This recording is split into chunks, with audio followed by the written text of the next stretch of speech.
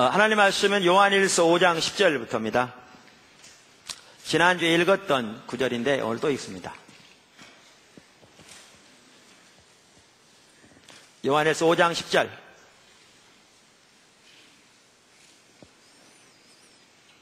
하나님의 아들을 믿는 자는 자기 안에 증거가 있고 하나님을 믿지 아니하는 자는 하나님을 거짓말하는 자로 만드나니 이는 하나님께서 그 아들에 대하여 증언하신 증거를 믿지 아니하였습니다. 또 증거는 이것이니 하나님이 우리에게 영생, 즉 영원한 생명이죠. 영원한 생명을 주신 것과 이 생명이 그의 아들 안에 있는 그것이니라. 아들이 있는 자에게는 생명이 있고 하나님의 아들이 없는 자에게는 생명이 없느니라.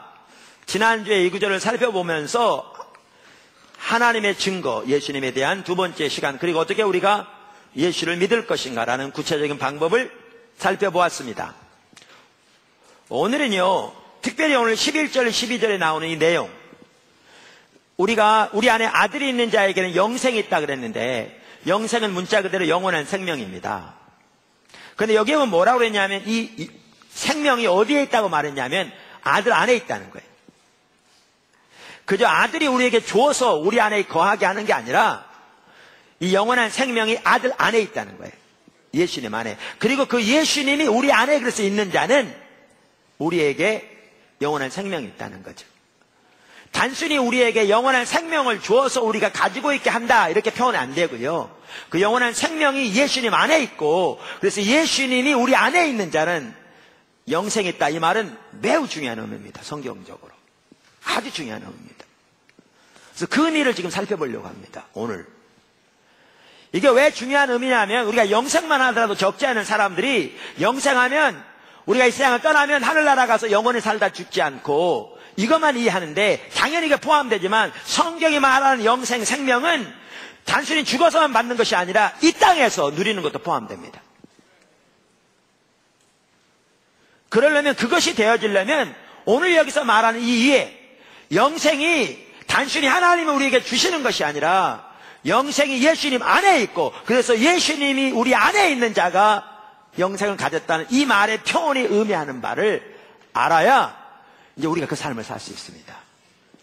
이 삶을 살지 않으면 이론적으로는 우리가 구원받아서 영생이 있습니다라고 말할지 모르지만 실제 삶에서는 그 영생을 전혀 누리지 못하고 삽니다. 막연하게 죽으면 하늘나라 가서 지옥 안 가고 영원히 살 것이라고 그런 이해를 가지고 살아갑니다. 오늘날 대부분의 성도들이 그렇게 살아갑니다. 저는 여러분 중에서 절대로 적지 않은 사람들이 그렇게 산다고 확신합니다. 그만큼 우리는 이게 성경이 말하는 신앙이라면 멀리 떠나 있습니다. 멀리. 근데 얼마나 멀리 떠났는지도 모르고 있습니다. 그렇게 이 구절을 이해할 때 이게 사실은요, 이 구절만 여기 나와 있는 게 아니라 성경 전체를 보면 명백합니다. 전체를 보면. 그럼 그런 관점에서 이 구절을 이해할 때 우리는 신명기 30장에 나오는 내용과 여기서 말하는 내용이 정확하게 똑같은 내용이라는 사실을 기억하셔야 합니다.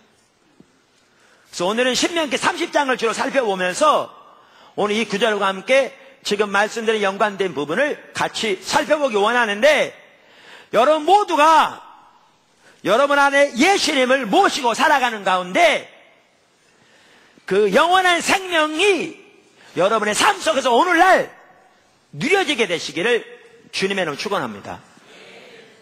아멘. 자, 그럼 신명기 30장을 지금부터 읽습니다. 과거에 읽었던 구절인데 다시 보십시오. 15절부터 20절까지 읽을 텐데 시간을 아끼기 위해서 제가 설교하면서 한 구절 한 구절 읽어가겠습니다. 아멘. 지금부터 제가 1, 2, 3, 4 뭐 작은 1, 2 이렇게 할 텐데 과거에도 그랬듯이 제가 왜 이렇게 하느냐면 여러분들이 제가 말하고자 하는 내용을 전체를 설명할 그 윤곽을 이해할 수 있도록 그렇게 합니다.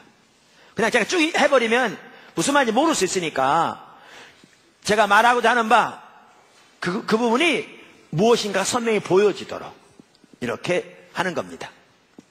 이해하시죠? 오늘 여러분들이 항상 다른 설교에 대해 그렇듯이 주의를 기울이고 들으는 게 필요한데요. 또 시간이 좀 걸릴 텐데요. 주의를 기울여 전체를 들으면 성경에서 지금 말하는 내용이 뭔가가 선명히 보일 겁니다. 우리의 신앙의 뭔가가 보일 거고요. 우리가 어떻게 살면 우리 가운데 그 영원한 생명이 누려질 것인가가 보여질 겁니다. 아멘. 자, 그러면 하나하나 살펴보겠습니다. 큰 첫 번째, 우리를 향한 하나님의 뜻은 항상 생명입니다. 우리를 향한 하나님의 뜻은 항상 생명입니다.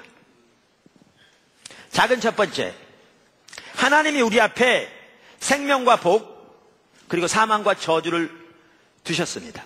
하나님이 우리 앞에 생명과 복 그리고 사망과 저주를 두셨습니다. 자, 아까 신명기 3장 읽는다고 그랬죠? 15절 보세요. 보라, 내가 오늘 생명과 복과 사망과 화를 내 앞에 두었나니. 한쪽에는 뭘 두셨다고요? 생명과 복. 이게 같은 겁니다, 여러분. 생명, 복은 같은 아주 밀접하게 관계를 가지고 있는 겁니다. 자, 다른 쪽에는 뭘 두셨다고요? 사망과 화. 이것도 같은 걸 말합니다. 19절도 보아도 똑같은 내용이 나옵니다. 내가 오늘 하늘과 땅을 불러 너에게 증거를 삼노라. 내가 생명과 사망과 복과 저주를 내 앞에 두었은즉. 이 경우는 한쪽에는 뭘 두셨다고요? 생명과 복. 같은 거면 다른 쪽에는 사망과 저주. 아까는 사망과 화라고 그랬는데 지금은 사망과 저주라고 말합니다. 다 똑같은 걸 말합니다. 두었다 이렇게 말합니다. 자, 작은 두 번째, 하나님은 우리가 생명을 택하기 원하십니다. 하나님은 우리가 생명을 택하기 원하십니다. 자, 아까 읽었던 19절에 보면 이렇게 하나님이 우리 앞에 한쪽에는 생명과 복, 다른 쪽에는 사망과 화 혹은 사망과 저주를 두었다고 그러시면서 뭐라고 말해요? 두었은즉 너와 내 자손이 살기 위하여 뭘 택하라? 생명을 택하라. 여러분, 여기 보아도 아시듯이요, 하나님은 항상 우리가 생명을 택하기를 원하십니다. 이 말은 다른 말로 하면 우리를 향하신 하나님의 뜻은 항상 생명입니다.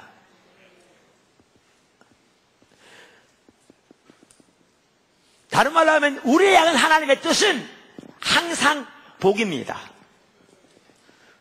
여러분, 제가 아까 말씀드린 구원에 대한 책 나오면 보시면 알지만요, 하나님이 인간을 창조하신 사건만 보더라도, 그래서 하나님이 인간을 창조하시고 에덴 동산에 두신 내용들만 보더라도 인간을 향한 하나님의 뜻이 얼마나 생명인가를 명백하게 볼 수 있습니다. 인류가 타락하여 하나님이 인간을 만들기 위해서 후회하시고 물로 인류를 멸하시고 노아의 가정으로부터 새로운 인류를 창조하셨는데, 그들을 통해서 새로운 인류를 창조하시면서도 그들에게 주신 말씀을 보면 인간을 향한 하나님의 뜻은 항상 생명인 것을 명명백백하게 볼 수 있습니다. 여기 신명기서의 구약의 이스라엘 백성들을 세우시면서 그들에게 하신 말씀도 하나님께서 너희를 향한 내 뜻은 생명이라고 지금 말씀하고 있는 거죠. 뿐만 아니라 신약에 예수님께서 오셔서 말씀하시기를 인자가 온 것은 양으로 생명을 얻게 하되 더욱더 풍성히 얻게 하려 함이라 하고 요한복음 10장 10절에 말씀하심으로써 하나님의 뜻은 의심할 나위 없이 항상 생명인 것을 볼 수 있습니다. 우리 향한 하나님의 뜻은 항상 생명입니다. 다른 말로 하면 항상 복입니다. 아멘. 작은 세 번째, 하나님이 생명입니다. 이게 아주 중요한 말입니다. 하나님이 생명입니다. 이게 너무 중요한 말이에요. 무슨 말이냐면요, 신명기서에 아까 내가 너희 앞에 한쪽에는 생명과 복을 두고 다른 쪽에는 사망과 화를 두었다, 그러면서 너희와 너희 자손이 살기 위하여 생명을 택하라 그러세요. 그러면서 하나님 곧바로 뭐라고 말씀하셨냐? 20절에 이렇게 말씀하세요. 20절에 아까 읽었던 내 하나님 여호와를 사랑하고 쭉 말하면서 뭐라고요? 그는 내 생명이시여. 그는 누굽니까? 하나님. 그분이 내 생명이시다. 그러니까 이 말이에요. 내가 너희 앞에 한쪽에는 생명과 복, 다른 쪽에는 사망과 화를 두었으니 너희는 너희와 너희 자손이 살기 위하여 생명을 택하라. 이래놓고선 내가 너희의 생명이다. 너무 중요한 말이에요. 내가 너희의 생명이다. 오늘 본문에 예수님 안에 영원한 생명이 있고, 그래서 예수님이 우리 속에 있는 자는 생명이 있단 말이 똑같은 말입니다. 그게 그 말입니다. 그게. 그래서 하나님 우리가 생명을 택하기 원하시는데, 다른 말로 하면 복을 택하기 원하시는데, 성경이 말하는 생명은, 성경이 말하는 복은, 성경이 말하는 영생은 하나님이 우리에게 주시는 그 무엇 훨씬 이전에 그분이 생명이고, 그분이 복이고, 그분이 영생입니다. 그래서 예수님께서도 한편으로는 요한복음 10장 10절에서 인자가 온 것은 양으로 생명을 얻게 하되 더 풍성히 얻게 하려 함이라 이렇게 말씀하신 다음에 동일한 요한복음에서 예수님께서 14장 6절에서 내가 곧 길이요 진리요 생명이다 이렇게 말씀하셨습니다. 이렇게. 그래서 여기에서 기억하실 것은 하나님 그분이 생명입니다. 다른 말로 하면 예수님 그분이 우리의 생명입니다. 그분이 영생입니다. 그분이 복입니다. 이 사실을 아셔야 합니다. 자, 큰 두 번째, 생명을 택하는 길. 오늘 신명기 30장에 보면요, 이렇게 하나님께서 이스라엘 백성들에게 더 나아가서 올라 우리들에게도 한쪽에는 생명과 복, 다른 쪽에는 사망과 화를 주셨다고 말하면서 생명을 택하라 말씀하셨는데, 거기에는 생명을 택하는 길을 보여주고 계세요. 제시하고 계세요. 그 생명을 택하는 길이 어디 나오냐? 16절과 20절에 나와요. 16절과 20절에 나와요. 자, 그러면 이제 봅니다. 곧 내가 오늘 네게 명령하여, 이 말은 이게 내 명령이다 그 말입니다. 다른 말로 하면 이게 너희가 생명을 택하는 길이다 그 말이에요. 그러면 세 가지를 말해요. 뭐라고요? 내 하나님 여호와를 사랑하고, 이 말은 그분의 모든 길로 행하며 그분의 명령과 규례와 법도를 지키라. 그리하면 내가 생존하며 번성할 것이요, 또 내 하나님 여호와께서 내가 가서 차지할 땅에서 내게 복을 주실 것임이라. 이게 생명을 택하는 길이죠. 그러면서 20절에도 그래요. 거기도 보시면 내 하나님 여호와를 사랑하고 그의 말씀을 청종하고 또 그를 의지하라. 이 말이에요. 목회자 설교할 때도 그렇잖아요. 이게 성경이 말한 하나님의 뜻입니다. 다시 말해서 이렇습니다. 이렇게 말한 것처럼 오늘 성경에 보면 우리가 생명을 택하는 길을 하나님께서 이렇게 말씀하시는 게, 이게 생명을 택하는 길이다. 하나님을 사랑하고 하나님의 모든 길을 행하며 그 명령과 규례를 법도를 지키는 것이다. 다시 말해서 하나님을 사랑하고 하나님의 목소리를 청종하고 하나님을 의지하는 것이다. 이렇게 말하는 거예요. 그래서 여기에 보면 5가지가 나와요. 6가지는 한 가지는 겹쳤으니까 5가지가 나와요. 그 5가지가 뭐죠? 하나님 사랑하고 하나님의 모든 길로 행하며 하나님의 명령과 규례를 지키고 법도를 지키고, 그 다음 뭐요? 하나님 사랑을 나아가고 하나님 말씀에 순종하고 하나님 말씀을 청종하고, 그 다음 뭐요? 하나님을 의지하라. 5가지가 나옵니다. 지금 이 5가지가 설명하려고 합니다. 그게 무슨 뜻인지. 자, 근데 제가 지금부터 설명을 하는 것은요, 성경이 말하는 순서대로 설명하지 않습니다. 또 중요한 순서대로도 설명하지 않습니다. 그러니까 제가 첫째, 둘째, 셋째 한다고 해서 이게 가장 첫 번째 중요하고 이게 가장 두 번째 중요한, 이 말이 아닙니다. 성경의 한편으로는 중요한 순서를 말하고 있기도 합니다. 근데 한편으로는 어떤 부분은 그 중요한 요소들을 지금 나열하고 있죠. 제가 지금부터 순서를 말하는 것은 편리상 여러분이 잘 이해하기 위해서 하는 겁니다. 아시겠죠?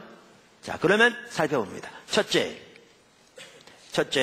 이게 뭐라고요? 하나님의 생명을 택하는 길입니다. 첫째, 하나님과 친밀한 교제. 하나님과의 친밀한 교제. 어디에 그 말이 나오느냐? 여기 20절에 아까 이 하나님을 택하는 길에 대해서 말하면서 마지막에 뭐라고 그랬어요? 또 그를 의지하라 그랬죠. 이 그를 의지하라. 다시 말해 하나님을 의지하라 그랬는데요. 이거는 번역이 상당히 제가 보기엔 옆으로 간 겁니다. 어떤 교단에서는 개역 개정판 쓰지 않아요. 근데 저는 그런 의미에 말하는 건 아닙니다. 원래 이 구절을, 이 말을 이 개역 성경, 다시 말하면 이 지금 가지고 있는 성경 이전에 있던 성경에는 뭐라고 되어 있냐면 그에게 부종하라 이렇게 되어 있어요. 근데 이 부종하라는 단어는 다바크라는 단어인데요. 그거는 무슨 뜻이냐면 착 달라붙어 있으라 그 말이에요. 그러니까 친근히 향하라 그 말이죠. 제가 이것을 여러 차례 얘기해 왔죠. 최근에 제가 페트라 주석을 보았더니 그분도 똑같이 얘기했더라고요. 똑같이. 이렇게 얘기했어요. 그에게 부종하라. 원어 배 다바크. 그러니까 누구누구에게 하라 그 말이죠. 는 누구누구에게 매달리다. 누구누구에게 착 달라붙다는 뜻이다. 이 말은 남녀 간의 완전한 결합을 나타낼 때에도 사용되었다. 창세기 2장 24절 조금 더 읽을 겁니다. 여기서는 하나님과의 긴밀한 교제를 가리킨다. 자, 그런데 또 같은 주석의 다른 곳은 이렇게 말했어요. 부종하에 대해서 말하면서 부종하다에 해당하는 다바크는 굳게 연합하다, 착 달라붙다, 밀접히 결합하다는 뜻이다. 따라서 이 말은 각별한 애정이나 우정을 나누는 사이를 의미한다. 이는 곧 하나님과 언약을 맺고 있는 자들이 형식적으로 또는 엄격한 규정에 얽매여 하나님과의 관계를 이루기보다는 친밀한 관계 속에서 하나님과 연합해야 함을 교훈해 준다. 여러분, 그를 의지하라 이 말은 뭐라고요? 하나님과 친밀한 교제를 말한다고요. 그에게 착 달라붙어 있어야 되는, 친근히 향하는, 가까이 향하는. 아까 그 말이 어디에 나온다고요? 창세기 2장 24절에 나와요. 거기 뭐라고 되어 있냐면 이렇게 되어 있어요. 이러므로 남자가 부모를 떠나 그의 아내와 합하여 혹은 결합하여 혹은 연합하여 둘이 한 몸을 이룰지니라. 그럴 때 이 합하여라고 번역된 연합하여 결합하여라고 번역된 혹은 의미를 가지고 있는 이 단어가 똑같은 다바크라는 단어입니다. 그 구절에 대한 페트라 주석을 보니까요, 거기에 이렇게 써놨더라고요. 떠나 연합하여 한 몸을, 이런 부분에 대해서 말하면서 본절에 나타난 바 최초 결혼에 나타난 3대 원리는 이 구절에서 결혼에 대한 3대 원리가 나와 있다는 거예요. 제가 지금 줄이하는 것 같습니다. 첫째는 책임을 지닌 성숙한 존재로서 부모를 떠나는 독립성. 둘째는 동등한 두 인격체가 만나는 연합성. 셋째는 두 몸이 사랑으로 하나 되는 합일성. 그러면서 이러한 연합과 합일의 원리는 장차 신랑 되는 예수 그리스도와 신부 되는 그의 교회와의 완전한 연합을 예표한다. 창세기 때부터요, 신약의 교회가 어떤 교회가 되어야 될 것이 예언되어 있어요.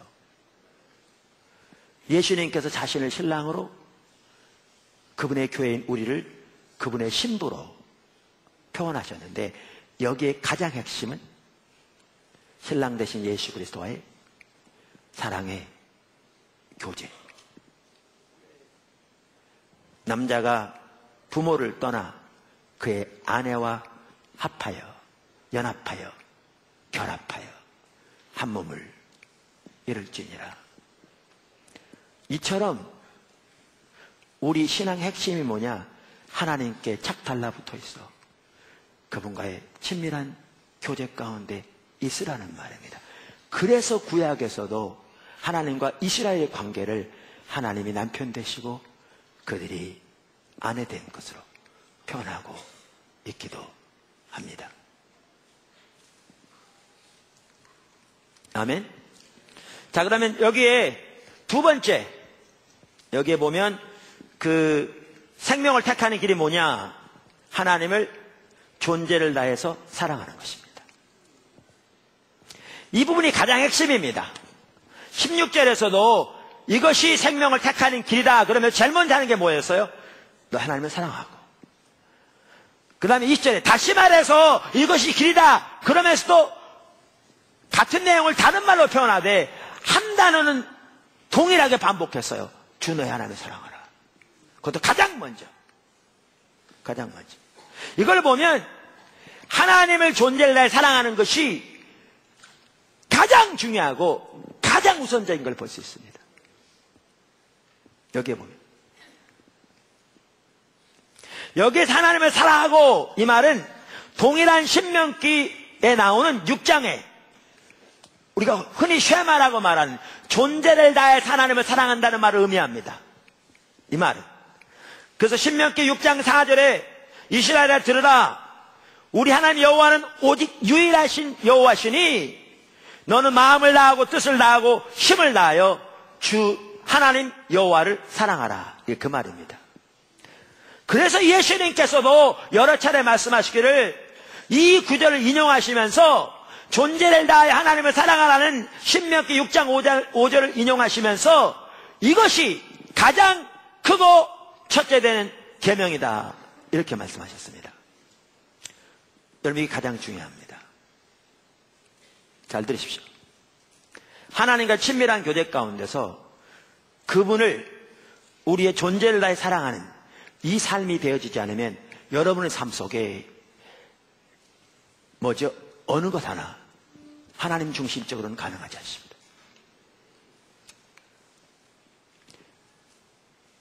다시 말합니다. 반드시 들으십시오. 하나님께 친근히 대하며 그분과의 친밀한 관계 가운데서 여러분의 존재를 다해 하나님을 사랑하는 삶이 안 되면 신앙생활 중에 단 하나도 절대로 올바로 될 수 없습니다. 아무것도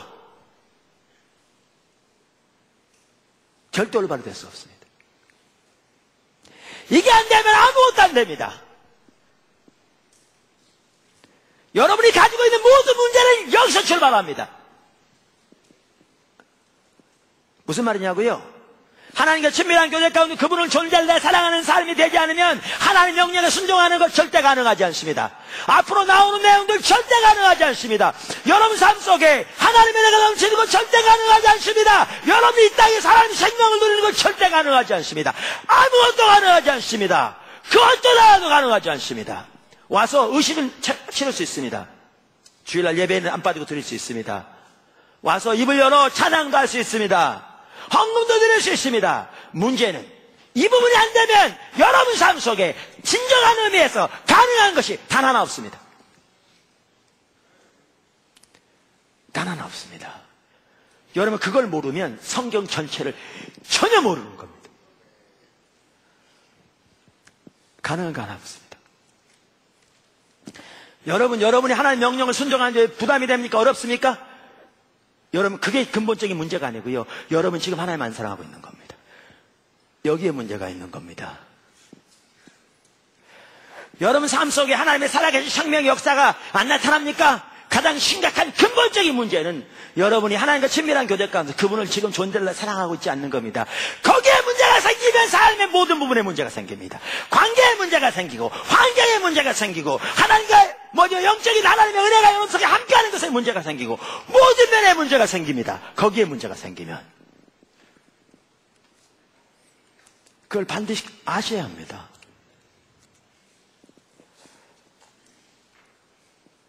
그래서 예수님께서도 우리의 존재를 다해 하나님을 사랑하는 것이 가장 크고 첫째 되는 계명이라고 하셨습니다. 이게 안 되면 가능한 것이 단 하나가 없습니다. 진정한 예배요? 하나님의 관점에서는 이 부분이 안 되면 절대로 진정한 예배가 가능하지 않습니다. 가능하지 않습니다.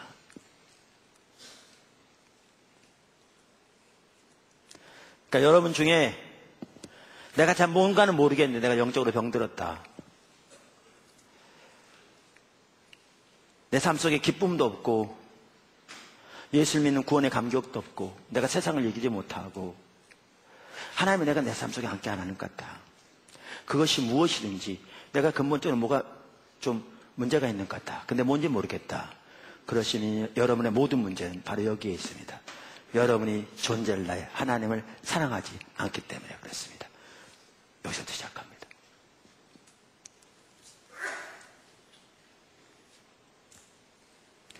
그래서 생명을 택하는 길에 가장 중요한 핵심이 하나님을 사랑하는 겁니다. 그래서 두 차례나 반복적으로 가장 먼저 그 부분을 언급하고 있습니다. 세 번째, 하나님의 생명을 택하는 길, 하나님의 말씀을 지키는 것입니다. 첫째가 뭐라고 그랬죠? 하나님과 친밀한 교제. 두 번째가 하나님을 존재를 다해 사랑하는 것. 세 번째가 하나님의 말씀을 지키는 것. 어디를 보고 하나님의 말씀을 지키는 것이라고 그러냐? 여러분 그럴 수 있는데요. 그 16절에 보면 내 하나님 여호와를 사랑하고 그분의 모든 길로 향하며 그 다음 뭐라고 그랬어요? 그의 명령과 규례와 법도를 지키라 이렇게 돼 있어요. 여기에 명령과 규례와 법도라고 번역된 이 말이요, 한마디로 말하면 하나님의 말씀을 가리킵니다. 제가 쓴 책 중에 내 발의 등이라는 책이 있잖아요. 그러니까 그 성경을 통해서 그 하나님의 음성을 듣는 것, 우리가 흔히 말하는 큐티라고 말하는, 거기에 보면 그게 나오는데 시편 119편은 전체가 하나님의 말씀, 성경에 관한 그 시편입니다. 그런데 거기에 보시면 하나님의 말씀인 성경을, 하나님의 말씀을 표현하는 용어들이 다양하게 나옵니다. 근데 거기에 사용하는 용어들 중에 핵심적인 용어들이 바로 이런 용어들입니다. 지금 나온 것처럼 명령, 규례, 법도 같은 걸 의미합니다. 그러니까 한마디로 말하면 하나님의 말씀인 성경을 말합니다. 하나님의 말씀. 제가 이번에 페트라 주석을 찾아봤더니 똑같은 얘기를 했더라고요. 그분도. 제가 읽어볼게요.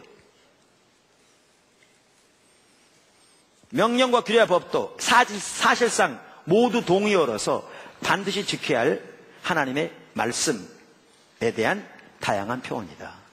그러면서 4장 1절, 5장 31절에 대한 주석도 참조하라. 이렇게 말했어요. 그래서 여기 말하는 건 뭐냐면 하나님의 말씀, 성경에 나오는 성경, 하나님의 말씀을 지키라는 겁니다. 자, 그럼 이렇습니다.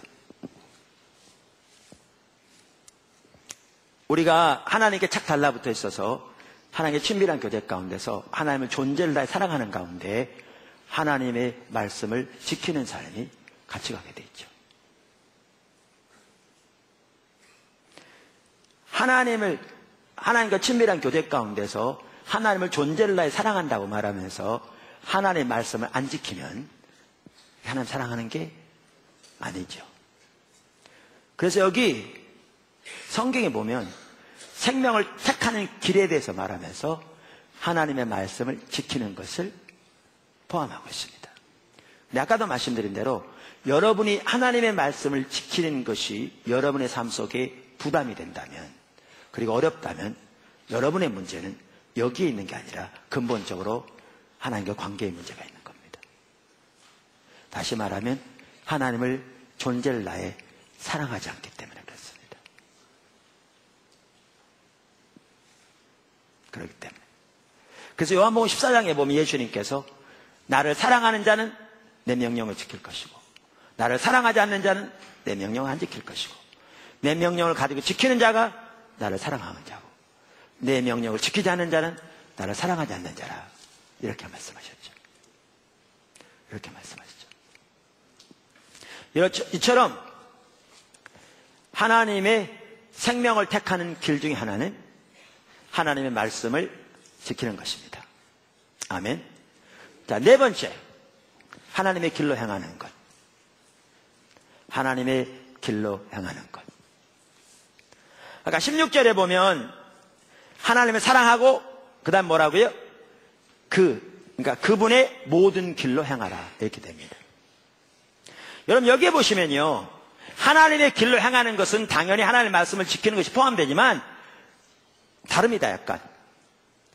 그러니까 여기도 보면 하나님의 말씀을 지키라는 것과 하나님의 길로 향하라는 것이 분리되어 나옵니다. 분리되어 나옵니다.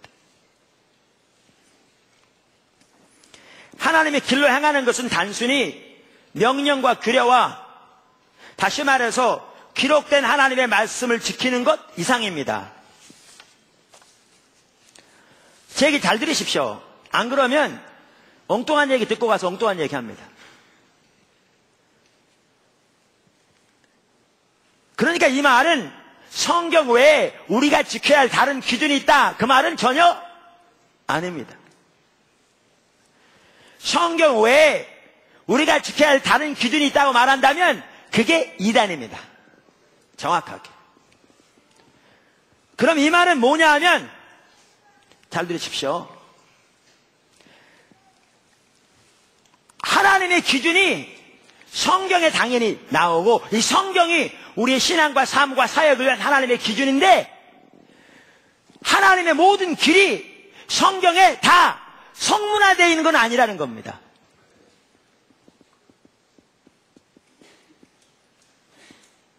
무슨 말 아시겠어요? 이게 그러니까 가장 어려운 부분이기도 합니다. 근데 아주 중요한 부분입니다.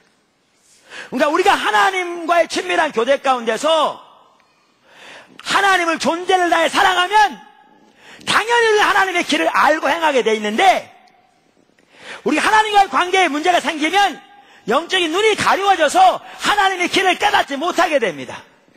그러면 자신은 성문화되어 있는 하나님의 말씀은 교리적으로 규정적으로 지키니까 지킨다고 생각할지 모르지만, 자신의 삶은 천리달리 하나님의 길을 떠나 철저하게 타락한 인본주의 삶 가운데서 하나님을 떠난 삶 가운데 있으면서 전혀 그 사실을 모를 수 있습니다. 조금 더 살펴볼 텐데, 그 대표적인 인물들이 누구냐? 바리새인들이었습니다. 그래서 하나님의 생명을 택하는 길에는 하나님의 길로 행하는 삶이 포함됩니다. 성경이 명백하게 여기서 말해주고 있습니다. 여기. 그러니까 아무리 당연히 우리가 하나님의 길을 올바로 알기 위해서 하나님의 말씀인 성경으로 잘 무장되는 게 중요합니다. 그러나 아무리 성경적인 지식이 뛰어나서 할지라도 하나님과 친밀한 교제 가운데 있지 않으면, 그분을 진정한 의미에서 존재를 다해 사랑하는 삶을 살지 않으면 영적인 눈이 어두워지기 때문에 하나님의 길을 모르게 됩니다. 제가 먼저 성경에 나와 있는 한두 가지 예를 먼저 드리겠습니다. 이게 설명은 참 쉽지 않습니다. 먼저 학개시대입니다. 보십시오. 학개시대. 제가 과거에 한두 번 보았는데 다시 한번 보십시오. 스가랴서 1장. 학개와 스가랴는 같은 시대거든요. 스가랴서 1장 이렇게 말합니다. 2절부터 여호와가 너희의 조상들에게 심히 진노하였노라. 그러므로 너는 그들에게 말하기를, 만군의 여호와께서 이처럼 이르시되 너희는 내게로 돌아오라. 만군의 여호와의 말이니라. 그리하면 내가 너희에게로 돌아가리라. 만군의 여호와의 말이니라. 이 말은 하나님이 스가랴에게 그 당시 백성들에게 전하라는 말입니다. 자, 그러면 지금 이 구절에 보면 그 당시 유다 백성들이 하나님과 동행하는 삶을 살고 있었습니까? 떠나 있었습니까? 떠나 있었죠. 그러니까 뭐라고 그러냐면 내게로 돌아오라고 그래라. 그럼 내가 그들에게 돌아간다고 그래라. 그렇게 말하고 있죠. 특별히 바로 그 아래 보시면요, 너희는 너희 조상들을 본받지 말라. 그러니까 그들의 조상들이 하나님을 떠나 하나님이 그들에게 하나님께 돌아오라고 수없이 많이 말씀하셨는데 그들이 전혀 귀를 기울이지 않냐고 돌아오지 않았다. 그래서 그들이 심판을 받은 거거든요. 나라가 망한 거죠. 이 학개시대가 어느 시대냐면, 나라가 망했다가 하나님이 예레미야 시대에 이제 심판하셔서 나라가 망했는데, 하나님이 예레미야 선지자를 통해서 예언한 것처럼 저들이 48년 만에 돌아오거든요. 그때예요. 그러니까 그 조상들이 하나님을 버린 거로 하나님께 불순종해서 하나님의 심판에 임해서 나라가 망한 걸 다 알고 있어요. 거기서 지금 포로성을 돌아왔거든, 이들이. 그러면서 그러죠. 지금 너희 조상들이 어디 있냐? 그러니까 너희는 저들처럼 되지 말라.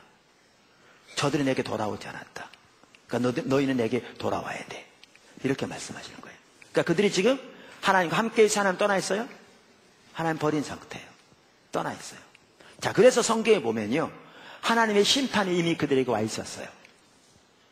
그들이 하나님 떠났기 때문에, 버렸기 때문에. 어디를 보면 아느냐면 학개서 1장을 보면 알아요.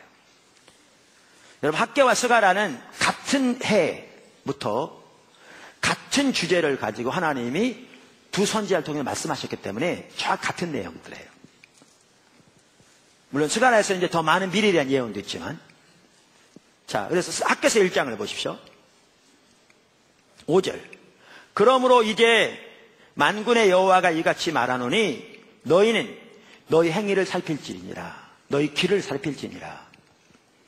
너희가 많이 뿌릴지라도 수확이 적으며 먹을지라도 배부르지 못하며 마실지라도 흡족하지 못하며 입어도 따뜻하지 못하며 일꾼이 삭슬 받아도 그것을 구멍 뚫어진 전대에 넣음이 되느니라.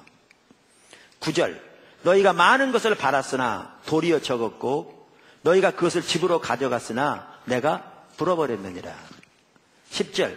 그러므로 너희로 말미암아 하늘은 이슬을 그쳤고 땅은 산물을 그쳤으며 내가 이 땅과 산과 곡물과 새 포도주와 기름과 땅의 모든 소산과 사람의 가축과 손으로 수고하는 모든 일에 한재가 들게 하였느니라. 여기 보면 하나님 심판이 와 있어요, 안 왔어요? 와 있어요. 광범위하게. 지금 하나님은 그걸 말씀하세요. 근데 잘 들으세요. 그들이 자기들이 하나님을 버렸다는 사실을 지금 알고 있어요? 몰랐어요, 그 전에. 그래서 하나님의 심판이 자기들에게까지 와 있다는 사실을 알았어요? 몰랐어요.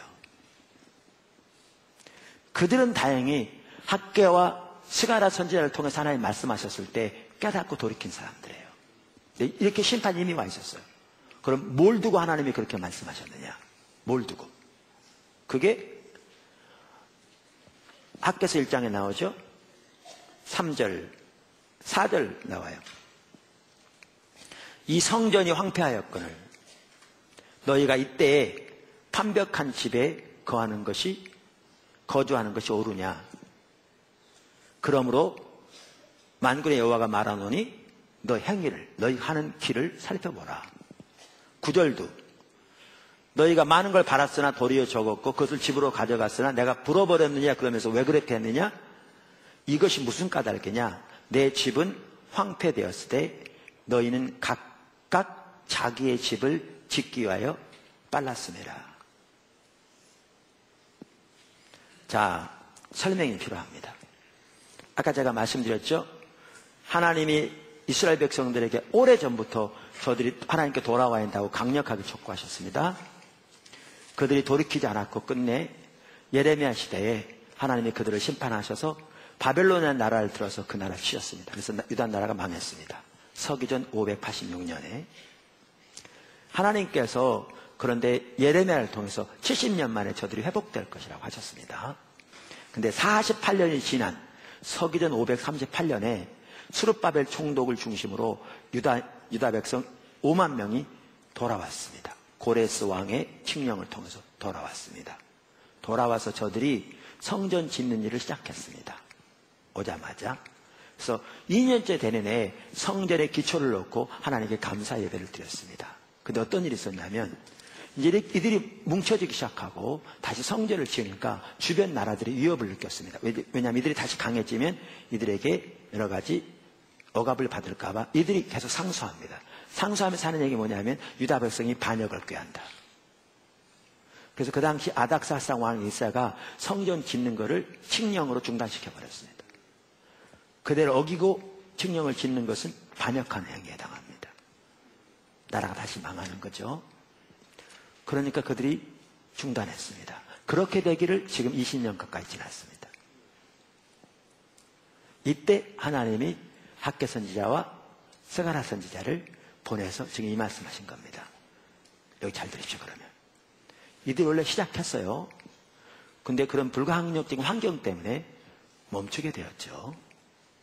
근데 시간이 지나면서 어떻게 됐냐면 하나님의 성전은 폐허로 남아있는데 그것은 당연한 것으로 받아들여지고 그들은 자기 좋은 집, 자기 일, 자기 목적에 앞장서는 일이 삶의 당연한 부분이 되었습니다.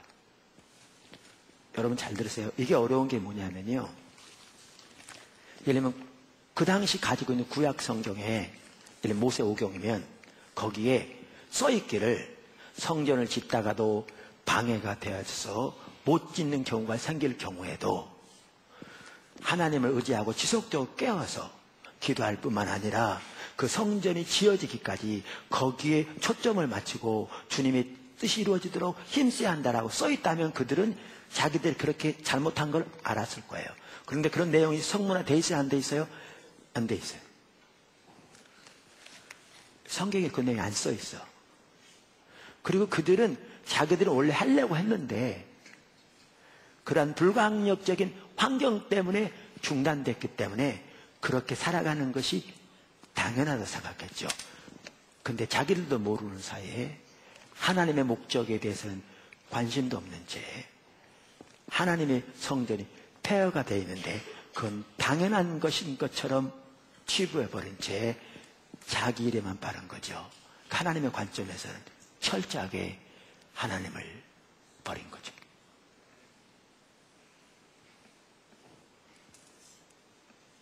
그래서 하나님의 심판이 이미 와 있는 거죠. 근데 무서운 게 이게 뭐냐 하면 이게 성경에 성문화된 어떤 구절이라든가 성문화된 어떤 명령을 어긴 게 아니기 때문에 이게 하나님의 명령을 어긴다는 사실을 모르고 있다는 겁니다. 이게 아까 하나님의 말씀을 지킨다는 거와 구별된다는 거예요. 이게 성경 외에 추가적인 어떤 하나님의 뜻을 말하는 게 아니라 다 성경에 나와 있는 내용인데 이거는 성경에 성문화되어서 기록되어 있는 내용은 아니라는 겁니다. 성경이 말하고 있는 가치관은 분명한 가치관이고 성경의 기준에 합한 내용이고 우리가 그래서 하나님과 올바른 관계 가운데서 하나님을 존재를 다해 살아가면 당연히 알게 되어 있는 내용인데 문제는 구체적으로 성문화되어 있지 않기 때문에 사람들은 하나님과 관계에 있지 않으면 철저히 하나님을 떠나 있으면서도 전혀 모른다는 겁니다. 이게 무서운 겁니다. 아까도 말한 대로요, 이에 대한 대표적인 예가 누구냐? 바리새인들입니다. 왜냐하면 여러분 잘 알다시피 바리새인들은요, 그 당시 성경 박사들이었습니다. 구약 성경 전체뿐만 아니고요, 랍비들의 전통을 믿었고요, 그들은 하나님 말씀으로 다 받아들이고 그들은 성경을 암송하고 묵상하고 연구하는 것이 그들의 직업이었고요, 그들은 언어를 알았고 성경의 배경을 알았고 랍비들의 해석을 알았습니다. 그들의 박사들이었습니다. 근데 그들은 너무나 철저하게 영적인 눈이 어두워져서 하나님의 길을 몰랐습니다. 마태복음 3장에 보면 나옵니다. 마태복음 3장. 외식하는 서기관들과 바리새인들이여라고 예수님께서 7번이나 책망하신 7번은 완전수입니다. 나옵니다.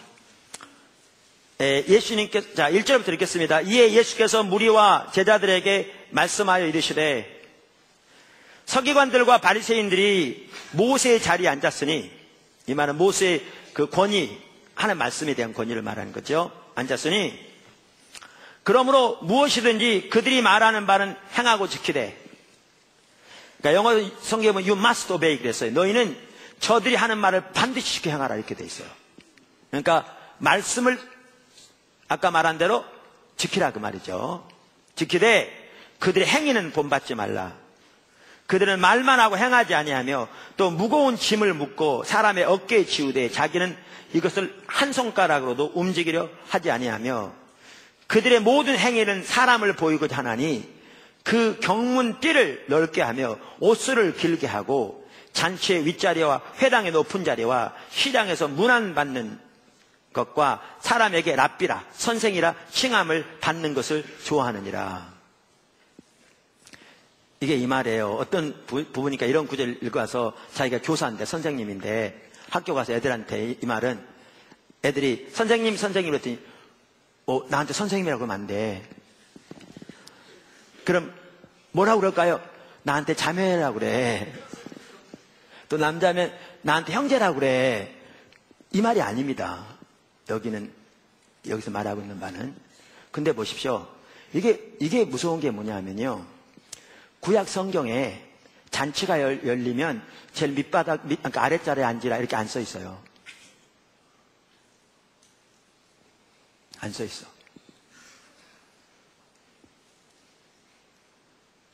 근데 문제는 이들은 잔치가 열리면 상석에 앉기 원했고, 사람들 앞에서 랍비라 칭함을 받기 원했고, 사람들을 자기 수중에 넣어서 그들을 다스리고 지배하기 원했고, 자기를 내세우기 원했고, 신앙생활에서도 잘 가르치고 열심히 하되 자기는 전혀 행치 아니하고 사람들 시키는 데만 익숙했고, 그들의 여러 가지 의복이라든가 종교적 행실이 사람들 앞에서 잘 보이는데 관심이 있었어요.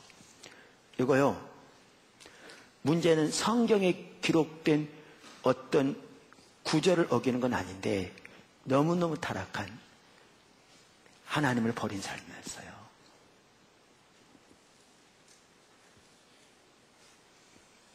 이해되세요?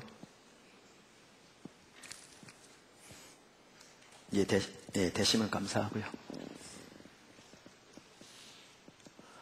근데 저는 제가 지금 설명하고자 하는 바가 충분히 설명이 안 되고 있거든요. 근데 이해되시니까 감사하죠. 그 다음 절 읽어보시면요, 17절부터 이렇게 말해요. 어리석은 맹인들이여, 어느 것이 크냐? 그 금이냐? 그 금을 거룩하게 하는 성전이냐? 너희가 또 이르되 누구든지 제단으로 맹세하면 아무 일 없거니와 그 외에 있는 예물로 맹세하면 지킬지라 하는도다. 맹인들이여, 어느 것이 크냐? 그 예물이냐? 그 예물을 거룩하게 한 제단이냐? 그러므로 제단으로 맹세하는 자는 그 위에 있는 모든 것으로 맹세하며. 이 말은 이런 뜻이에요. 그 당시 그들은 뭐라고 가르쳤냐면, 어떤 사람이 와서 랍비님, 제가 하나님께 맹세컨대 제가 성전을 맹세합니다. 하나님, 제가 이렇게 하겠습니다.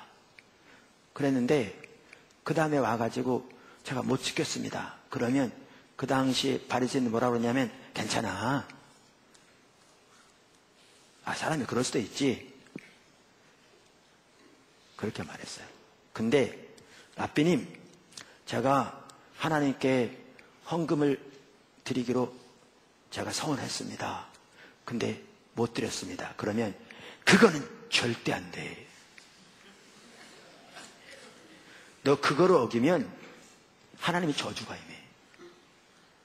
하나님께 약속한 헌금은 반드시 지켜야 돼. 이렇게 말했어요. 성경에요, 구약 성경에 성전에 맹세하면 안 지켜도 되는데 제물로 맹세하면 지켜야 된다든가 아니면 그 반대라든가 그런 내용이 안 나와 있어요. 하나님께 맹세한 건 지키라고 나와 있지만, 문제는 뭐냐면 이들은 속에 탐심이 가득해서 그들의 관점이 어려워지니까 더 큰 성전이나 제단으로 맹세하면 안 지켜도 되는데 돈으로 맹세하면 반드시 지키라고 했어요. 그랬더니 예수님이 뭐라고 그러시냐면, 소경이요 눈먼 우맹이요, 금이 크냐 성전이 크냐, 제단이 크냐 제물이 크냐, 그러니까 더 큰 것을 맹세하면 안 지켜도 된다고 말하고, 돈과 관련되면 지키라 한도다. 보세요, 하나님의 길에서 완전히 벗어나 있어요.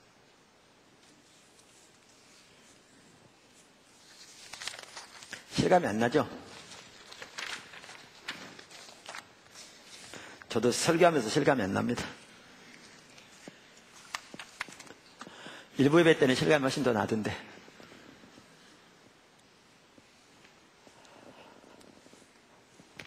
제가 이제 다른 예를 들겠습니다. 제가 오래전에 어느 교회 집회를 갔습니다.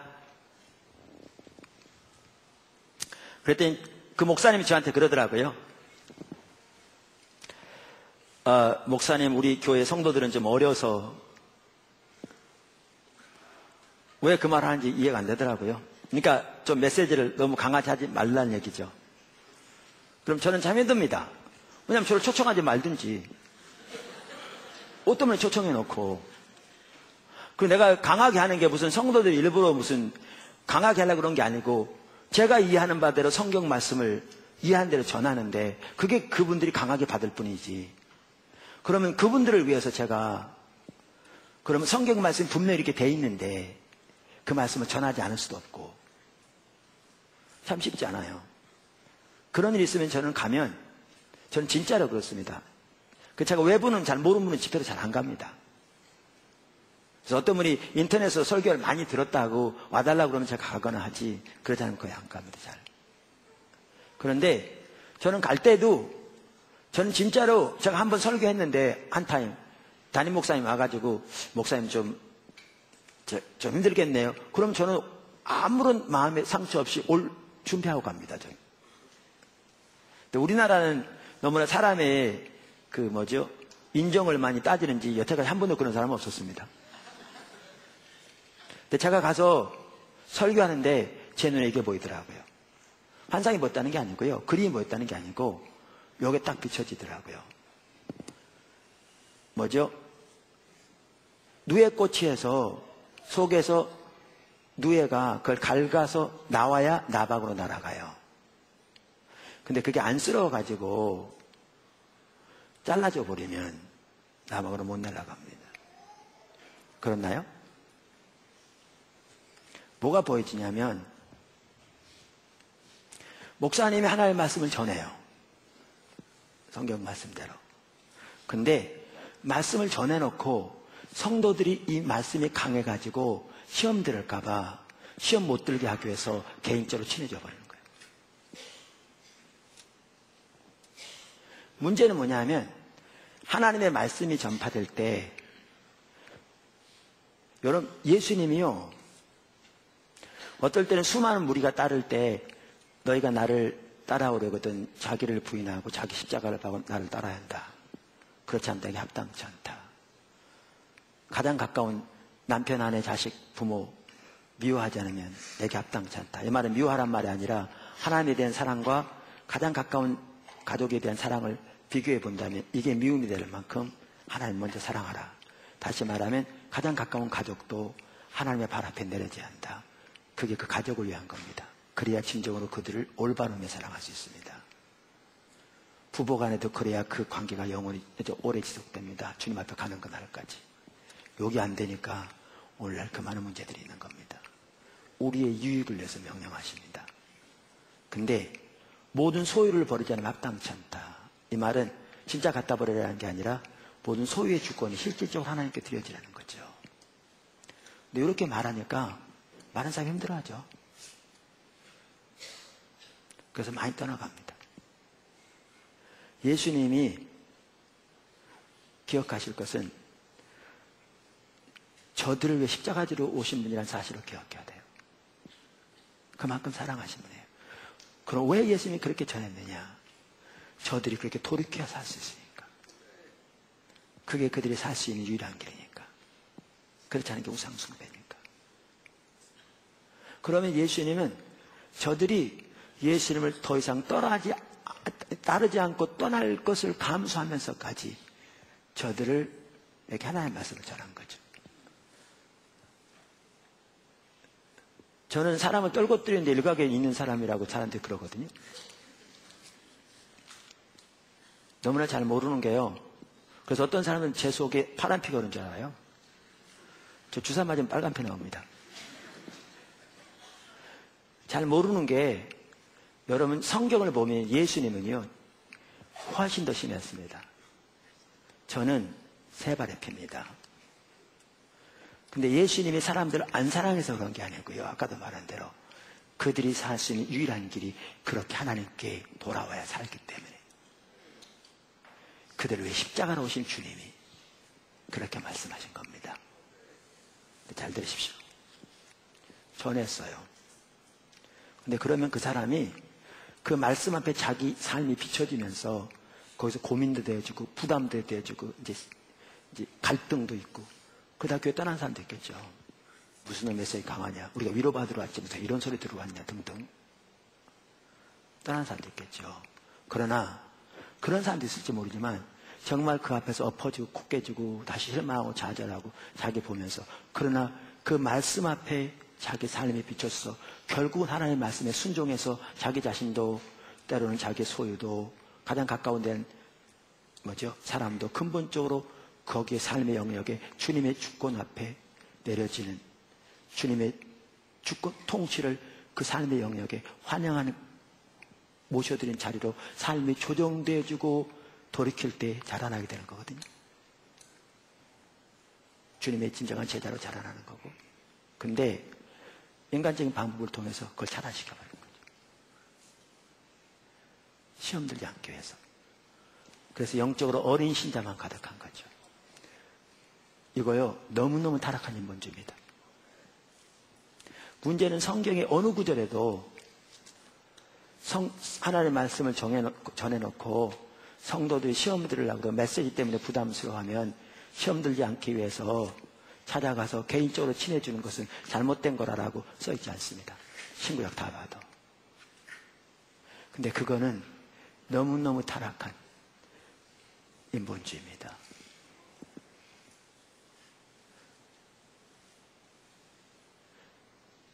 자기 길을 따르는 겁니다. 세상의 길을 따르는 거예요. 이게 문제라는 거예요.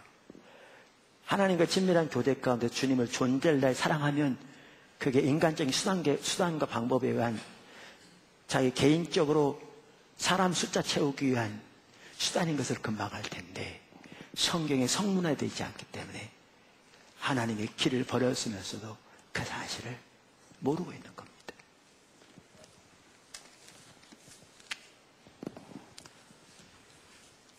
제가 인본주의에 대해서 여기서 설교한 적이 여러 번 있죠. 얼마 된 것 같은데요. 몇 년 된 것 같은데, 그때 여러분 제가 나누는데 기억 못 하신 분들 많을 거예요. 그날 인본주의 설교하게 돼 있어서 제가 설교 다 준비해 왔습니다. 근데 일부 예배 설교하려고 저기 앉아서 예배 드리는데요. 하나님이 제가 완전히 거치더라고요. 제게서. 그럼 저는 설교 못 하거든요. 근데 너무나 힘든 게, 이게 진즉부터 됐다면 하나님 다른 말씀을 전할까요? 뭐가 문제입니까? 할 텐데 설교할 시간이 다 됐는데, 그럼 내가 강단에 서가지고 여러분 죄송합니다. 사실 제가 말씀은 준비했는데요. 오늘 하나님이 함께 전혀 안 하신 것 같아요. 저는 말씀 못 전하겠네요. 잘 돌아가세요. 그럴 수 없는 거죠. 저기 앉아있는데 너무너무 절박하더라고요. 하나님 뭐가 문제입니까? 왜 이렇습니까? 하나님 제가 하나님 앞에 뭘 잘못했습니까? 막 기도했어요. 예배 시간, 찬양 시간에. 그랬더니 그 전에 어떤 일이 있었냐면, 우리 저기 선교회 본관 지을 때 우리 성도 중에 한 분을 거기 감독으로 세웠잖아요.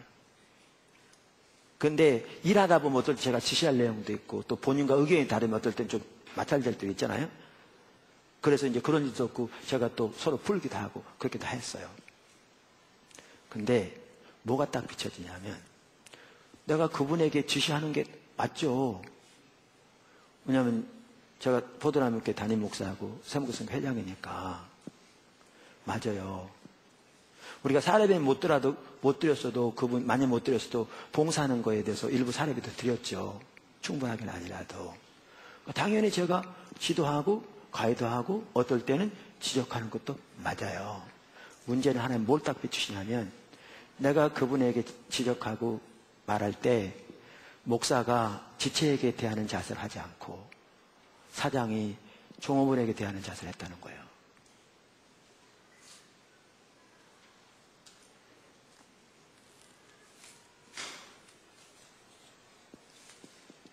하나님 앞에 너무나 죄송하고, 그래서 하나님 앞에 회개하고 돌이켰더니 곧바로 회복되더라고요.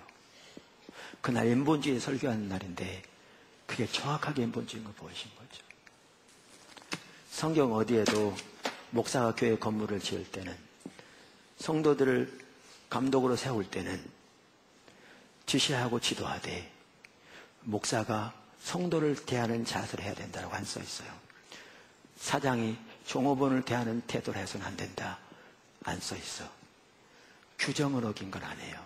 근데 하나님을 알고 그분을 존재를 다해 사랑하는 삶 가운데 있으면 너무나 당연하게 알 내용인데, 하나님과 올바른 관계에 있지 않으면 그게 너무나 일반적으로 하는 것이고 사람들 다 그렇게 할지 몰라도 철저하게 하나님의 길을 떠나게 됩니다. 문제는 하나님의 길을 떠나게 되면 그 하나님 버리게 되는 건데, 아까 학개서처럼 하나님을 떠나 있는데 떠나 있는지도 모른 채, 하나님의 심판에 와 있는데도 왜 와 있는지도 모른 채 그 삶을 살면서도 그들이 그렇게 되었다는 사실도 전혀 모를 수 있습니다. 여러분, 이런 관점에서 오늘날 성도들을 본다면요, 정말 심각합니다.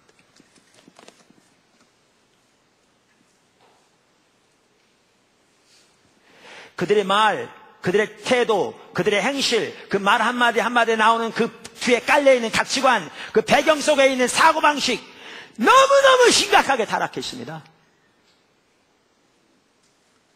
정말 세속적입니다. 정말 마음이 높아져 있고, 잔치에 상석에 앉기를 원하고, 사람들을 자기 뒤에 줄 세우기 원하고, 쉬어잡기 원하고, 주도하기 원하고, 우월감을 가지고 내려보기 원하고, 그러면서도 그것이 얼마나 심각한 죄인지가 전혀 걸러지지 않고 있습니다. 죄를 먹고 마시고 죄로 숨쉬는데도 걸려지지 않고 있습니다. 왜냐하면 그러한 내용들이 성문화되지 않기 때문에, 여기에 몇 장 몇 절에 성문화되지 않기 때문에.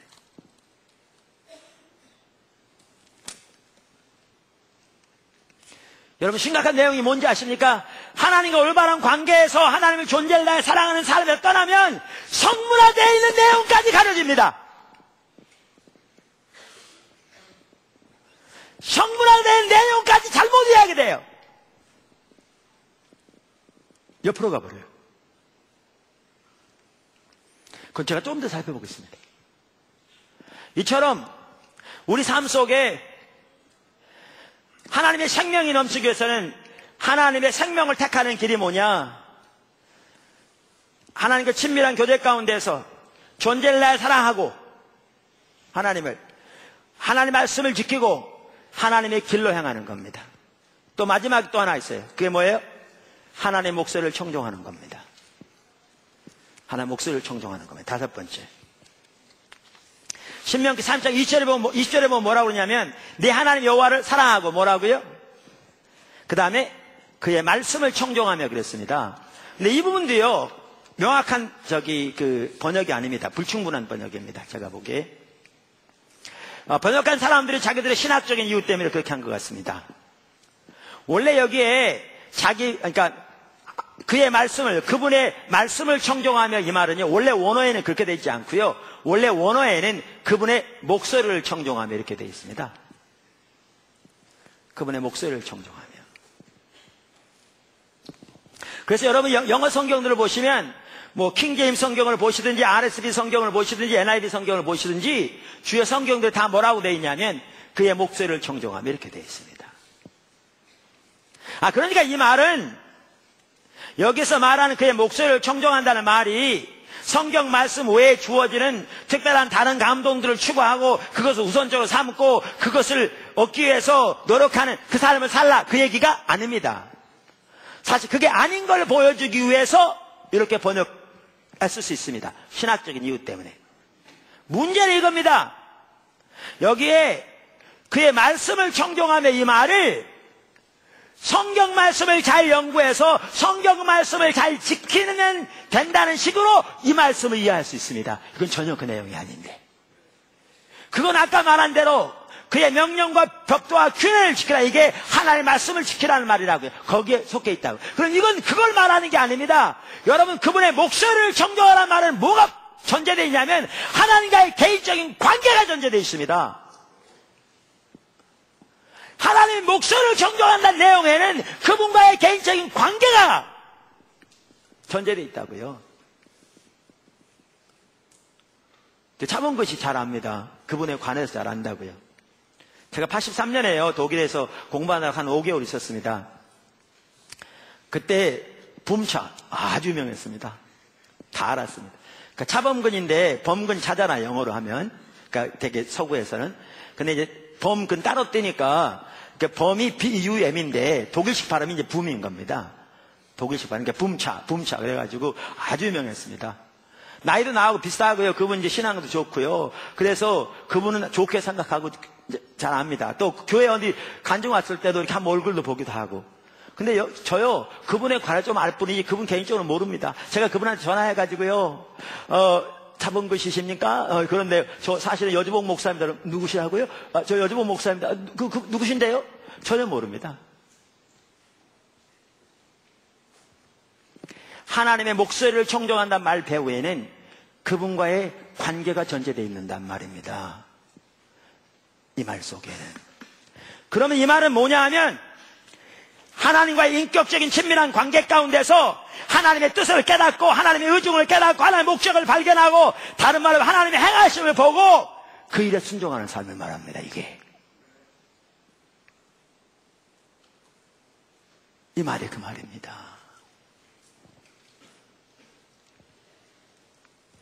여러분, 이게 요한복음 10장에서 예수님께서 말씀하신 정확하게 똑같은 삶입니다. 요한복음 10장에 보면 예수님께서 자신을 목자로 우리를 양으로 비유하셨습니다. 아시죠? 그 이유가 뭐냐? 크게 두 가지입니다. 하나는 14절 15절 예수님과 친밀한 교제죠.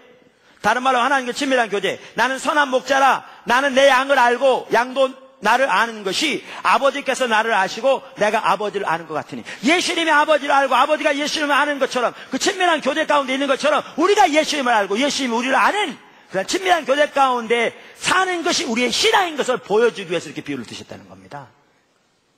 또 하나 비유를 드신 목적이 뭐냐?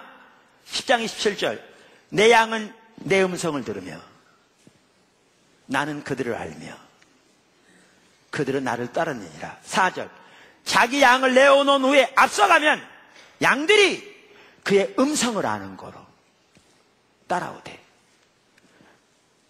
아까도 말한 대로 여기에 음성 그러니까 성경 말씀 외에 어떤 받는 그런 외적인 감동을 강조하는 내용은 아니라는 겁니다. 안 해요. 근데 이 말은 음성이라고 말함으로써 개인적인 관계가 전제된 말이라는 거예요. 단순한 이론적인 교리를 공부해서 그대로 사는 걸 말하는 게 아니라는 거예요. 여기서 이 말은 하나님의 말씀을 지키라는 말은 명령과 기도와 법도를 지키라는 말 속에 포함되어 있고, 이 말은 살아계신 인격적인 하나님과의 개인적인 관계가 전제된 말이라고요. 그래서 목소리를 청종하라고 그랬다니까요. 우리의 신앙만 하더라도 예수님께 자신을 목자로 우리를 양으로 비유하신 이유는 우리가 예수님과의 그런 친밀한 교제 가운데 살 뿐만 아니라 목자가 앞서가면 양은 목자의 음성을 아는 거로. 차범근 씨가 전화하면 저는 전혀 모르는데요, 제 아내가 전화하면 저는 금방 알아요.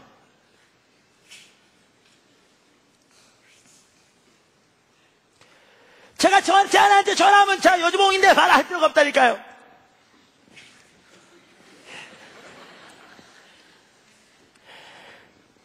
남편이 아내한테 전화하면서 나 누구인데 말할 사람 누가 있어? 전화하면 알지. 양은 목자의 음성을 아는 거로 따라오되,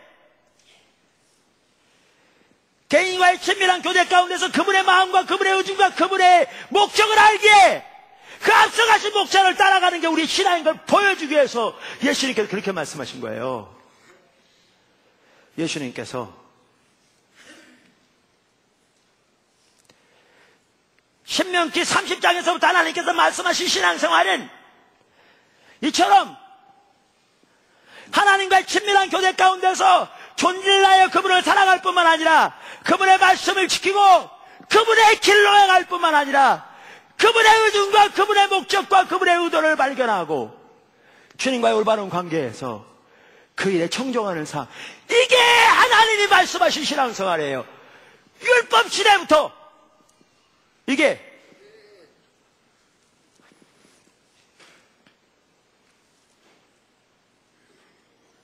그리고 이 삶을 살 때 하나님의 생명이 넘칠 거라고 그랬어요. 여러분, 제가 아까 뭐라고 말씀드렸냐면 하나님과의 관계에서 멀어지면 성문화된 하나님의 말씀이라도 가려진다고 그랬죠. 하나님의 길을 따라 사는 것은 성문화된 것을 초월합니다. 당연히 성경 말씀에 기초한 거예요. 하나님의 성경이 말하는 가치관에 바탕을 둔 거예요. 문제는 그 하나하나가 여기에 규정으로 기록되어 있지 않다는 거죠. 그러니까 하나님의 친밀한 교제에서 교제 가운데 있어야 한다는 거죠. 다시 말합니다만 여러분, 이런 사실을 모르기 때문에 정말 오늘날 성도들은 죄를 먹고 마시고 숨쉬고 삽니다. 그들의 말, 행동, 태도 같이 하나하나가 너무너무 타락했습니다. 바리새인처럼 그렇게 종교적인 의식은 뛰어날지 모르고 종교적인 열심 뛰어날지 모르고 나름대로 종교적인 행위는, 의식들은 내세우고 있을지 몰라도 그들의 말과 태도와 행실과 가치가 너무너무 심각하게 타락해 있습니다. 문제는 여기에 다 성문화가 안 됐다고 모르는 거예요. 왜 그렇게 되느냐? 주님을 안 찾으니까, 하나님과 올바른 관계 가운데 있지 않으니까, 그분을 존재를 다해 살아가지 않으니까 그렇게 많은 죄가 있는데도 비춰지지가 않는 거죠. 걸려지지가 않는 거죠. 그러니까 목이 곧아서 기부수한 것처럼 교만이 가득한데도 전혀 그 사실을 깨닫지 못하는 거죠. 삶에는 전혀 열매가 없는데도, 전혀 하나님의 살아계신 생명의 열매가 없는데도 모르는 거죠. 눈이 가려지니까.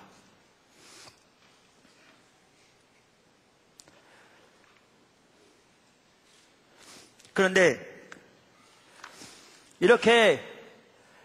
그렇게 하면서 하나님의 목적을 발견하고 동참하는 건데요, 5가지 말씀드렸는데, 이렇게 성문화되지 않은 하나님의 길만 가려지는 게 아니고요, 신앙이 타락하면 성문화된 것도 가려집니다.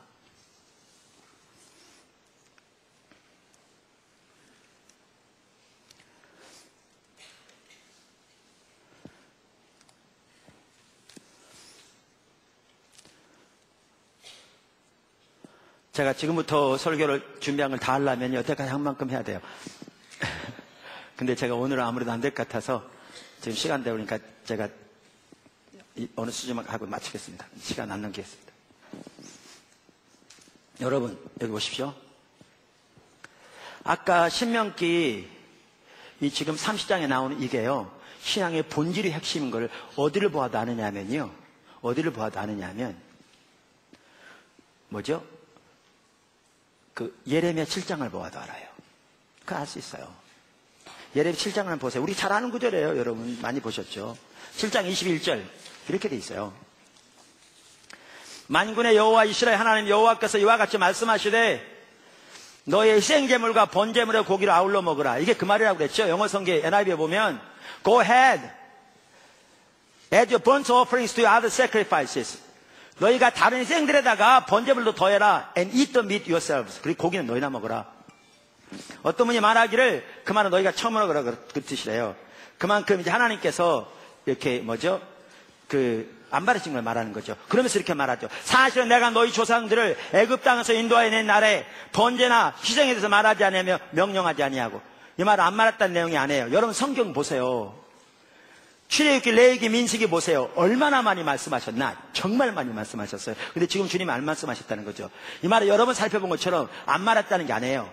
이게 내가 너희 조상들에게 명령한 핵심이 아니야.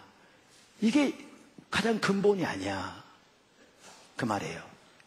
의식이 근본이 아니야. 의식은 중요하죠. 그러나 그게 근본이 아니야. 그럼 뭐가 근본이냐? 여기 보십시오. 오직 내가 이것을 그들에게 명령하여 이르기를 너희는 내 목소리를 들으라. 그리하면 나는 너희 하나님이 되겠고 너희는 내 백성이 되리라. 너희는 내가 명령한 모든 길로 걸어가라. 행하라. 그리하면 복을 얻으라 하였으나. 지금 어느 구절인지 보이십니까? 어느 구절이죠? 신명기 30장. 지금 여태까지 우리 살펴보고 있는 이 구절이에요. 그럼 이 구절만 보더라도 우리가 뭘 볼 수 있냐면 이게 구약시대부터 하나님이 의도하신, 명령하신 가장 핵심적인 구절인 걸 볼 수 있어요. 무슨 말인지 아세요? 그 다음에 이게 가장 신앙의 본질의 핵심이기 때문에 아무리 종교적인 의식이 많아도 바로 이 삶을 떠나면 그게 하나님 버린 거예요. 그게. 그러니까 바로 여기 예레미야 그 아래 보면 내가 이렇게 명령하였으나 너희는 순종치 아니하고 귀를 기울이지 않으려고 이 삶을 떠났다는 거죠. 뭐는 많은데 종교적인 의식은 정말 많은데, 그러니까 누가 그거 원했냐? 그 말이에요. 그래서 아무리 종교적인 의식이 많아도 이 삶을 떠난 게 뭐냐? 그게 하나님 버린 거예요. 그래서 예레미야 시대 2장 13절에 이 백성이 두 가지 악을 범했는데 하나는 생수의 근원인 나를 버렸다. 하나님과 함께하는 이 삶 가운데 있어야 그분이 생수의 근원이니까 생명이 넘칠 텐데, 버리고 터진 웅덩이, 가짜 신앙, 거짓 신앙적에 빠지니까 물을 가지지 못한, 생명은 없는, 살아있는 하나님의 실제적인 역사는 없는 종교적인 모양뿐인, 의식뿐인 그런 거짓 우물을 봤다. 보세요. 요 삶에 떠난 게 뭐냐? 하나님을 버린 거예요. 근데 무서운 게 뭔지 아세요? 이거예요. 제가 이번만 살펴보고 마치려고 그러는데 잘할 수 있을지 모르겠어요.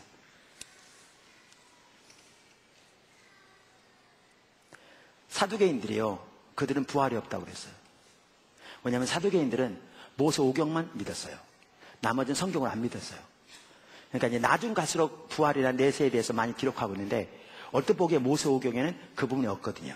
그러니까 사두개인들은 모세 오경만 믿는 사람들이라 그들은 부활이 없다고 주장했고요. 바리새인들은 구약 성경 전체를 믿으니까 부활과 천사 다 믿었어요. 그러니까 이들이 만나면 곧바로 부닥치는 게 뭐였냐면 부활의 문제로 부닥쳤어요. 항상. 그러니까 예수님에게 와서 사두개인들이 묻는 거예요. 부활이 있는지 없는지. 그러니까 다시 말하면 누가 오르냐 그 얘기예요. 이때 예수님이 사두개인들에게 너희가 하나님의 능력도 말씀도 알지 못하는 거로 너희가 오해했다. 그러면서 강력하게 책망하세요. 그러니까 성경도 하나님 능력도 모른다는 거죠. 그러면서 주님이 그 근거로 제시하신 구절이요, 출애굽기 3장이에요. 그러니까 저들이 성경으로 안 받아들이는 다른 선지서나 이런 걸 가지고 말한 게 아니고요, 그들이 성경이라고 믿는, 그들이 성경이라고 받아들이는 그 모세오경 중에 나온 출애굽기 3장의 말씀을 가지고 그들에게 말씀하세요. 뭐냐? 하나님이 모세에게 실에서 나타나신 말씀이 나는 아브라함의 하나님, 이삭의 하나님, 야곱의 하나님이라고 했거든요. 그게 영어 성경이면 I am이에요. I am the God of Abraham. I am the God of Isaac. I am the God of Jacob. 우리는 시제가 명확하지 않은데요, 미국은 I am이란 말은 내가 현재 그렇다는 말이에요. 그 당시 이미 아브라함과 이삭과 야곱은 오래전에 죽었거든요, 이 땅에서는. 근데 하나님이 모세에게 지금 뭐라고 말하냐면 내가 지금 아브라함의 하나님이요, 내가 지금 이삭의 하나님이요, 내가 지금 야곱의 하나님이다. 그렇게 말씀하신 거예요. 그들이 지금 나와 함께 있다 그 말이에요. 지금 현재적으로. 이 구절을 가지고 제시하시면서 하나님은 죽은 자의 하나님이 아니요 선자의 하나님이다. 너희 하나님의 말씀도 능력도 알지 못하는 거로 오해했다. 이렇게 말씀하세요. 바리새인들이요, 신약 성경 전혀 몰랐어도 그들이 암송하고 거기에서 구원을 얻는 줄로 생각하고 묵상하는 것을 직업으로 알았던 이 하나님의 말씀을 올바로 알았더라면 신명기 때부터, 율법 때부터 하나님이 안에서의 참다운 신앙이 뭔지가 명명백백하게 기록되어 있어요. 명명백백하게.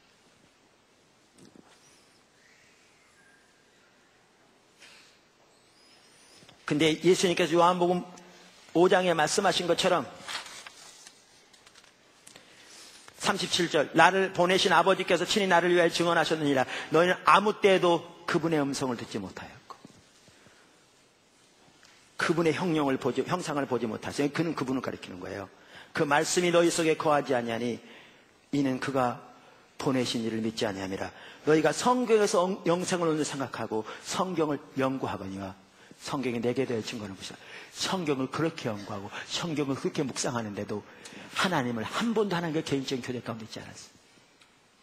그러니까 성경에 그들이 암송하고 묵상하는 모세 율법에서부터, 그리고 예레미야에서도 하나님의 그게 가장 신앙의 본질인 것을 보여주는 이 구절을 보아도 알 수 있듯이 그렇게 참다운 신앙이 뭔가가 명명백백하게 기록되어 있는데 그들은 전혀 그 사실을 알지 못하고 종교적인 의식만 잘하면 될 줄 알고 있었던 거예요.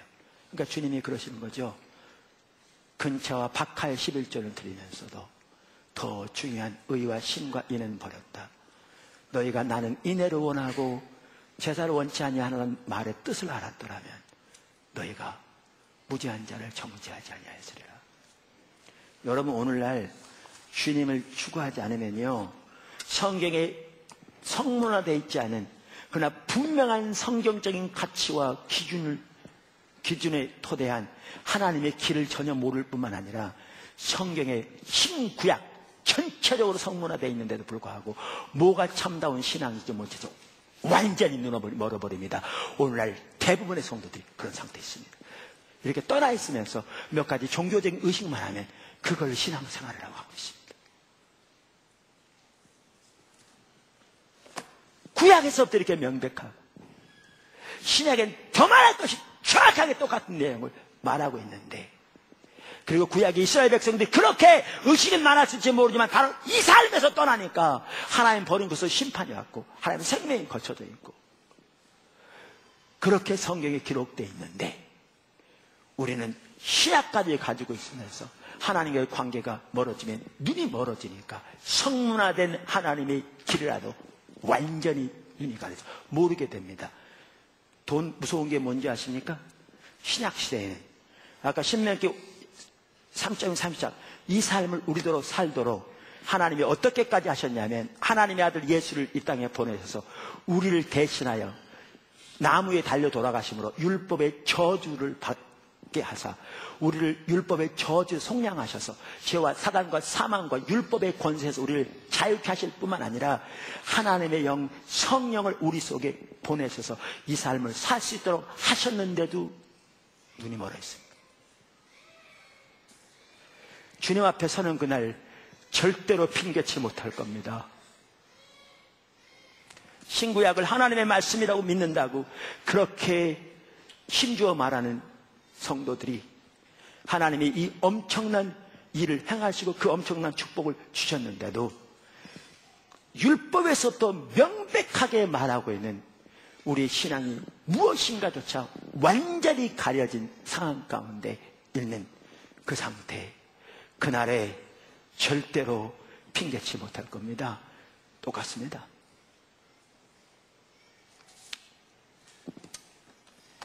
똑같습니다. 정말 똑같습니다. 정말 심각합니다.